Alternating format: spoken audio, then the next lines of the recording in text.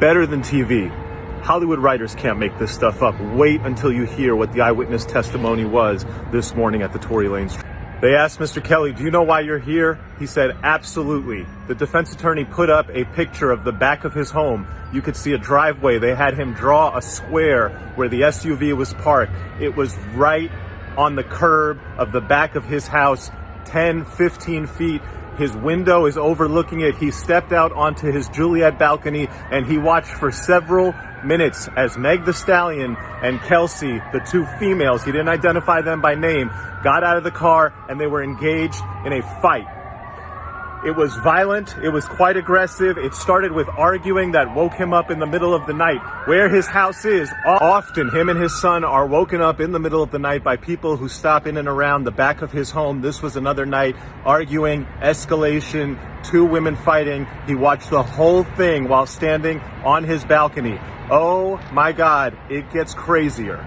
As he looked down on a fight that he described as quite violent, he then saw the larger gentleman, this is presumably the security guard Quan, come and violently try to separate them. Eventually, all four were involved in what he called an aggressive, everyone fighting, essentially just a melee, a free-for-all between four people in the middle of the night, right outside of his back window. He said at one point he saw one woman go back towards into the car. At that point, he saw a muzzle flash. Then he said there was a man, and after the first few shots from the woman came off, he saw the man getting involved with the woman and more shots went off. On cross-examination, the prosecutor asked him, did you see the man shoot? He said, yes, I saw the shorter man with a gun shooting violently in the air at least 5 times.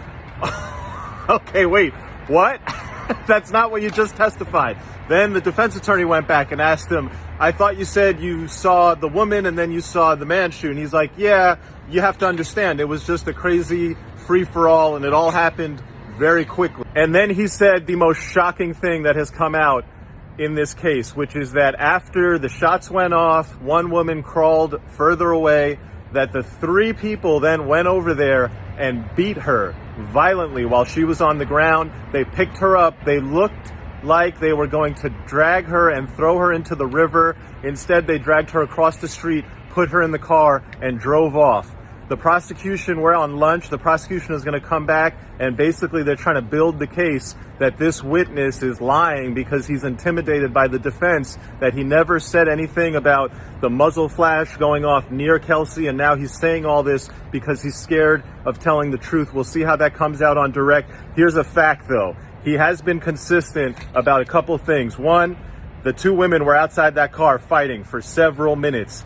Escalated, started with an argument, then it got quite violent and the security guard came out to try to separate them. The idea that the jury would credit Meg's testimony, which is just completely contradicted by this eyewitness, is highly unlikely. The prosecution has major work to do to save their case, which is absolutely on life support right now.